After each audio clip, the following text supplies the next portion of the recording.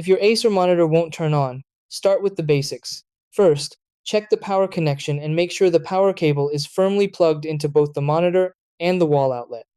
Test the outlet by plugging in another device, like a phone charger or lamp, to confirm it's working. If the outlet is fine, try using a different power cable or adapter, since cables can fail internally even if they look normal. Next, inspect all video connections. Check HDMI, DisplayPort, VGA, or DVI cables for loose connections, bent pins, or visible damage. Make sure the cable is securely connected to both the monitor and your computer. If possible, test with a different cable or switch to another input port on the monitor. Even a single damaged pin can prevent the screen from powering on or displaying anything. If the monitor still won't turn on, perform a power cycle. Unplug the monitor from the wall, wait about 30 seconds, then press and hold the power button for another 30 seconds while it's unplugged.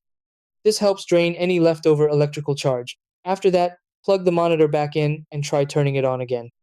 If it powers on but behaves oddly, try resetting it through the on-screen menu by going to the System or Reset option and restoring factory settings.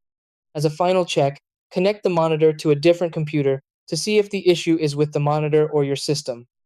If none of these steps work, the problem is likely hardware related, and contacting Acer support or a professional technician is the safest next step.